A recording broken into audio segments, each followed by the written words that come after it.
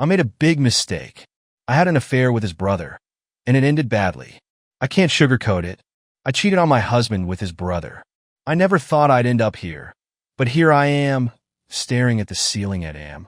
I'm trying to figure out where it all went wrong. It wasn't supposed to be like this.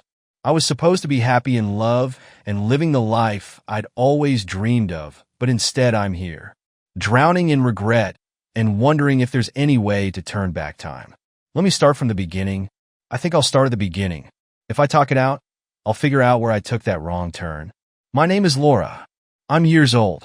I met my boyfriend Jake, who's also my age, during my last year of college. He was the kind of guy who just had this natural charm, confidence, and always think he was the center of attention. Everyone loved him, and I wasn't any different. We met at a party, one of those typical college rages where everyone's either drunk or on their way there.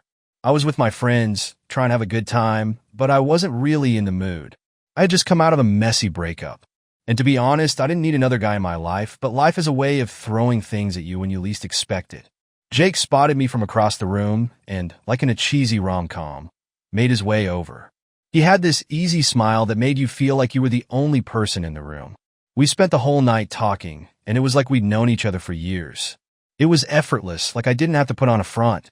By the end of the night, he'd asked for my number, and even though I was a bit reluctant, I gave it to him. What was I going to do? Say no?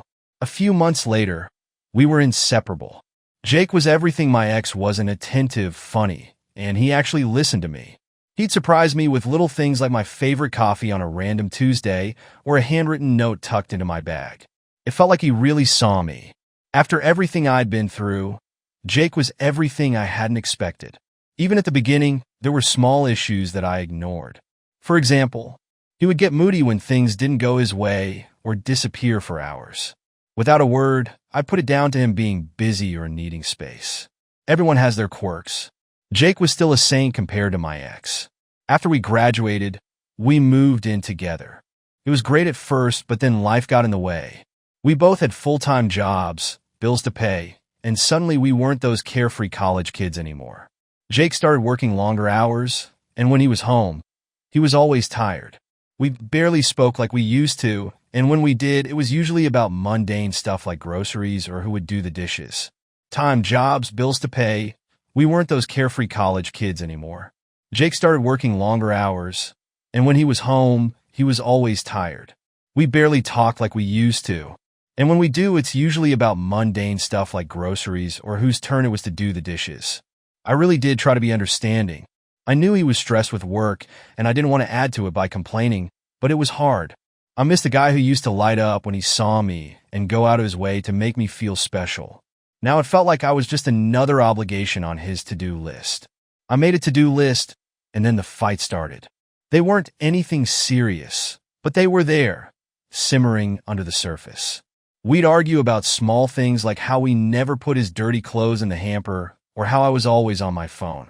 It was like we were both just waiting for an excuse to snap at each other, and every time we did it, it chipped away at whatever was left of the good times. I tried to talk to him about it, but Jake would just shut down. He'd either give me the silent treatment or brush it off like it was no big deal. Everyone argues, he'd say, and he might well have been right, but it didn't feel normal to me. It felt like we were slowly drifting apart, and I didn't know how to stop it. The thing that really broke me, though, was when he started to withdraw emotionally. He wasn't just tired anymore. He was distant. It was like he was there, but not really there. We'd sit next to each other on the couch, but it felt like we were miles apart. I tried to reach out to get him to open up, but he just shut me out. After a while, I stopped trying. It was exhausting, and I was tired of feeling like I was banging my head against a wall. I guess that's when I started to doubt. I began to wonder if Jake was the right person for me. I guess I rushed into things and moved too fast.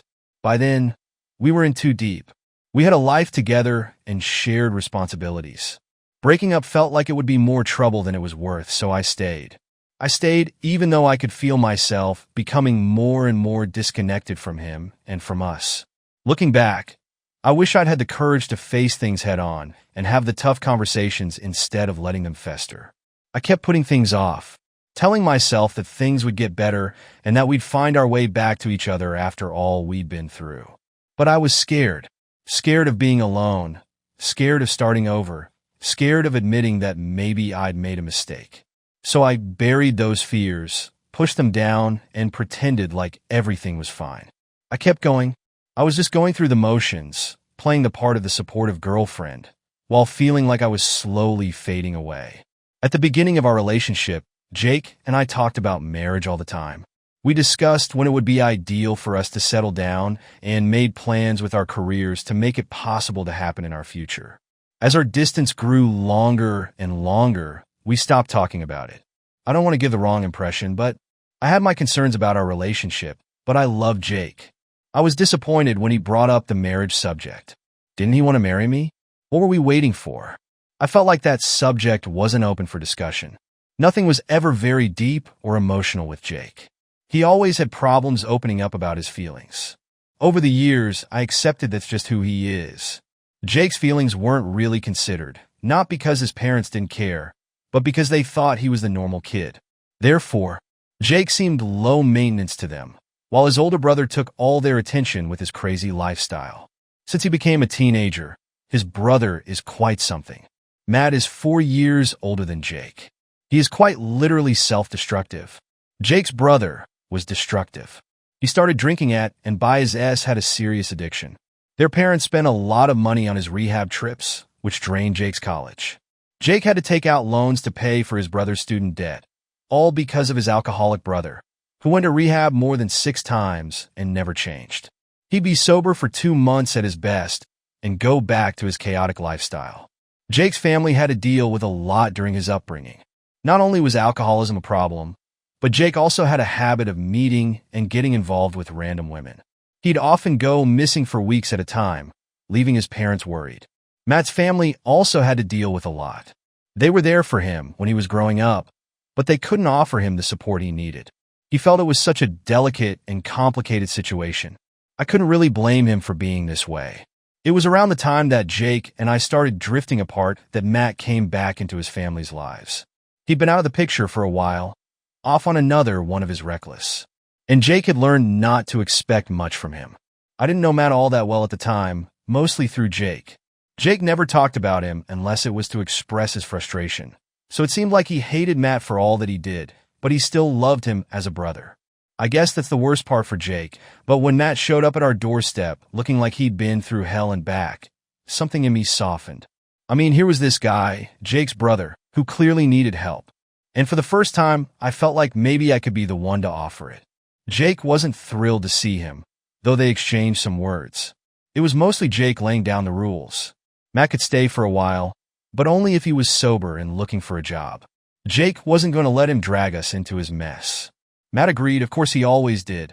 Then he became a part of our lives again. Jake insisted that Matt didn't talk. They told their parents that if Matt wasn't sober, he would ask for money or help to get clean again. They had spent too many years worrying about their son.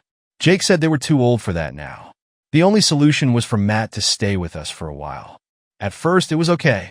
Matt was surprisingly quiet, almost like he was trying to make an effort. He kept to himself and spent most of his time looking for work online or helping out around the apartment. I could see he was trying, and I respected him for it. Jake was more skeptical. He'd seen Matt play the part of the reformed man before, only to slip back into his old ways when things got tough. My work was flexible, so I was usually in. The home office was only open a few days a week, so when Jake was away during the long, it was mostly just me and Matt at home. We'd chat now and then, nothing too deep at first, but as days turned into weeks, I found myself talking to him more and more.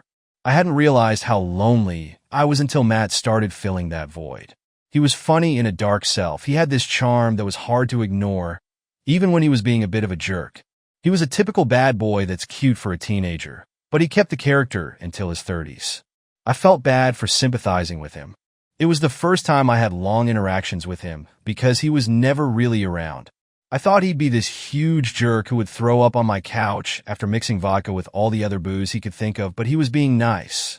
He was doing most of the house chores. I didn't mind. One night after Jake had gone to bed early, Matt and I stayed up talking. It was the first time he really opened up to me about his struggles. He told me about the guilt he carried, how he hated himself for all the pain he'd caused his family, and how he felt like a lost cause. I didn't know what to say, so I just listened.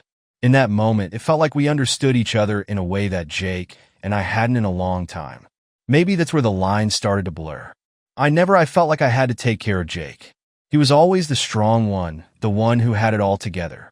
But with Matt, I felt like I was needed. I could be the one to help him find his way out of the darkness. To be honest, I liked the way it made me feel important and special.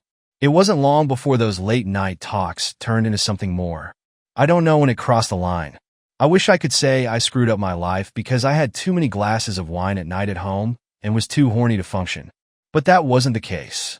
We got rid of all our alcohol after Matt started living with us, so I was the one responsible for sleeping with Matt after we spent all night talking about mental health issues.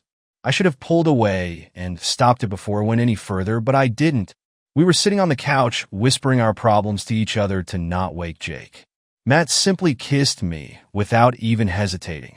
I pulled away from him and stared at him, shocked, which lasted for a few seconds until I kissed him back then. All the loneliness and frustration I'd been feeling with Jake seemed to melt away. It was wrong, I knew that, but it felt so good to be wanted and seen. After that night, things escalated quickly. We'd steal moments when Jake wasn't around. A touch here. I'll glance there. It was like we were playing with fire. Every time we got away with it, the thrill made it harder to stop. But as much as I tried to tell myself it was just physical, I could feel something deeper forming. I was always looking forward to the times when Jake would leave for work because it meant I could be with Matt. It was a bit twisted, but in a way it was the only thing that made me feel alive. Matt was different when we were alone. He wasn't the screw-up everyone else thinks he was. He was vulnerable, honest, and in some strange way he made me feel like I was the only person who really understood him. He'd tell me things he'd never told anyone about the things he'd done, the people he'd hurt, and how he felt like he was always one step away from. I was falling apart, and I'd listen, telling myself I was helping him. I thought maybe I could be the one to fix him and end this family fight. I knew deep down that wasn't true, but it wasn't just about sex. That was definitely part of it. It was about feeling a void that had been growing between Jake and me for a long time. Matt was everything Jake wasn't, in a good way and a bad way. He was open, raw, and despite all his flaws, he made me feel needed in a way Jake never had. It was intoxicating. The longer I spent with him, the more I found myself drifting further away from Jake. I felt guilty, but it wasn't until one specific night that I realized how strong the effect was. I'd spent all morning and afternoon at work, had lots of meetings, and couldn't wait to get home. I opened our apartment door and walked into a deafening silence. I called for Jake and Matt, but there was no answer. I walked to our room and saw that Jake was sleeping. It was 8. It was p.m. Jake was fast asleep. I went over to him and saw the sleeping pills on his bedside table. Jake has trouble sleeping when he's anxious or stressed, so he always gets prescribed medication to help with it. I knew that when he takes the pills, it's because things are rough and that's the only way he can deal with them. I brushed his hair away from his face with my finger, but he suddenly woke up as if someone was trying to attack him. The sudden move scared me a bit. "Sorry, babe, didn't mean to wake you." I apologized as he came back from his sleep to our reality and sat on the bed. "It's okay, Al." He called me by the personal nickname he made up for me. "I've been here since lunchtime." "Boss, I wasn't feeling good," he said while yawning. He slept for 8 hours in the middle of the afternoon and still looks tired. "Did something happen? You know you can't take these pills during the day. You won't get any sleep at night." I could hear my own concerned tone of voice. Oh.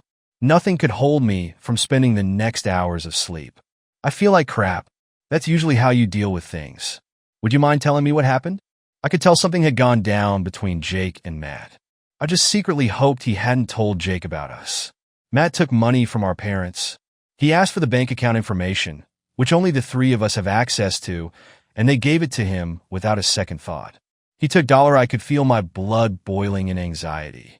I couldn't even make up a proper sentence and just asked Jake to explain how that happened in one morning. Mom and Dad were giving him money ever since he started living with us, but of course he thought of another way to screw up his family. I checked the bank app and saw that he transferred the money to himself around him. All of his things were gone, so I went to my parents to yell at them. After that, I just came home, and Jake couldn't finish a sentence because he started crying. It was like sobbing. I'd never witnessed anything like it. Wait, why? But he was clean. What would he do with the money? Matt was getting better. We were helping him. What the hell? Why would he do this? I was holding myself back from crying along with Jake. That's what he does. He shows up out of nowhere, usually because he needs money. But he's too smart to then. He asks for money. And he seems totally sober and healthy. He starts hanging around us a lot, but then he decides to take money from our parents. They're pretty gullible, so they give it to him. I don't know why I was born into this family. As he talks, I start crying even more. I do everything for them. I take Matt in when he's in trouble. I try to protect my parents from his bad behavior, but they still do everything for him. I'm just a side piece. How could they love my brother more? Jake, you know that's not true. They love you. I think it's hard for them to see someone they raised, someone they saw as a newborn and grew up with as their healthy, perfect little kid, losing his life because of addiction. Their parents, their job is to worry. I don't know if what I said could make things better or worse. They drained our college fund because of him, because of his rehab. I did everything in my life to be perfect, to not grow up in his shadow. Now he steals from my family till he's paying off his debt to drug dealers and hookers. That's their favorite son. Jake was lying on the bed and resting his head on my lap while sobbing. He told me how he does drugs. How did we not notice Matt was doing so well? I can't believe this. I felt horrible. All of the good things I saw in Matt were lies. I actually didn't even know him at all. He has been a raging alcoholic ever since of course, he does drugs without any money to do them. I don't know how I even fell for his manipulation. It's always the same thing. He turns up with his sobriety, saying he's changed and things will be different now. He talks about some sad story about his life or our childhood. He makes us get attached to him for months when we think everything is okay and he's actually sober. Then he runs away with our money and disappears. Hearing Jake describe what I literally went through with Matt was like having a knife go through my soul. Jake was absolutely right. I fell for Matt's manipulation. Now Jake was completely broken because of his own brother. And I felt like I'd committed a felony. You know, when my parents bought me a video game. I was happy because I finally had my parents' attention because Matt was in college. That was right after his second time in rehab. He said he got into college, but he was actually just being a drunk in another state. He got home in the summer, still acting on his lie, but I knew it wasn't true. He sold my video game to buy drugs after he spent weeks playing it with me and teaching me about new Jake was looking at the wall with his head on my lap while telling a story I'd never heard before.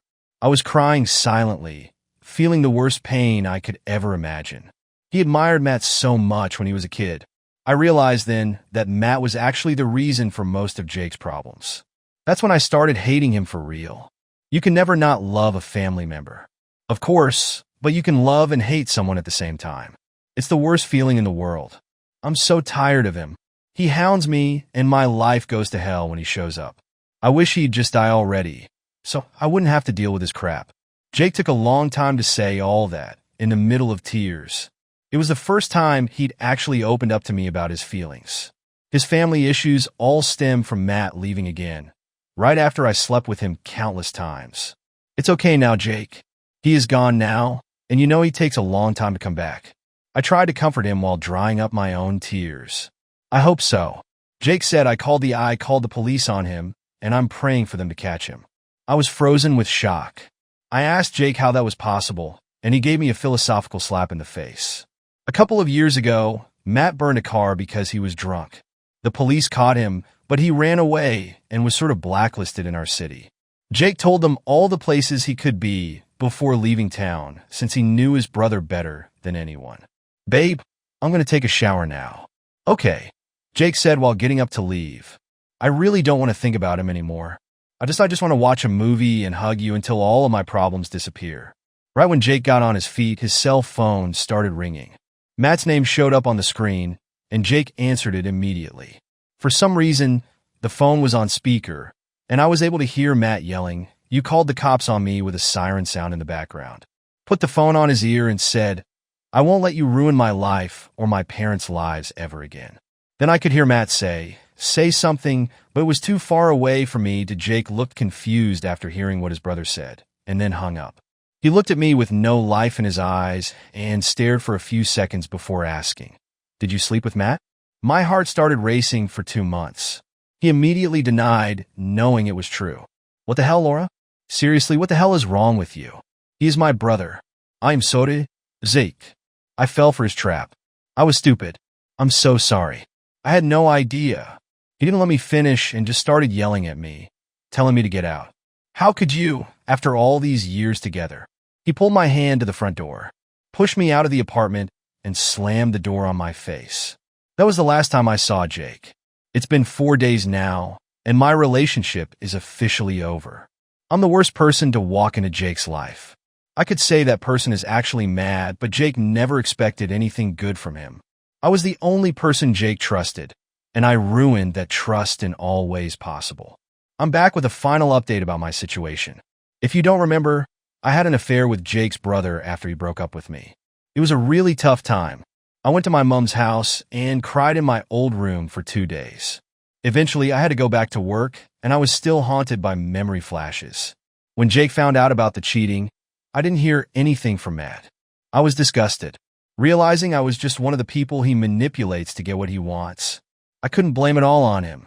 Unfortunately, I was the girlfriend who had an affair with. I let him live in our house for 2 months while he did some pretty awful things in our bed. I was aware of what I had done, and it felt horrible. I couldn't stop drinking and crying without any news of Jake. A couple of weeks later, I felt the pain was fading a little bit and I was starting to get my life back together. That was until I started getting sick. I felt muscular pains, a fever, and an even worse symptom which made me rush to the hospital. I knew the test I needed to take, and I already imagined I hate to be the bearer of bad news, but I've been infected with syphilis as a result of my affair with Matt. If I didn't believe in karma, I definitely proved it exists. The one good thing is that I didn't pass it on to Jake, as our emotional distance was also sexual. I'm now being treated, and I'm sure the humiliation period will soon be over. That's all I have to tell you. So, as a final piece of advice from someone you least expect, don't get involved with your significant other's family. And most of all, don't cheat on them.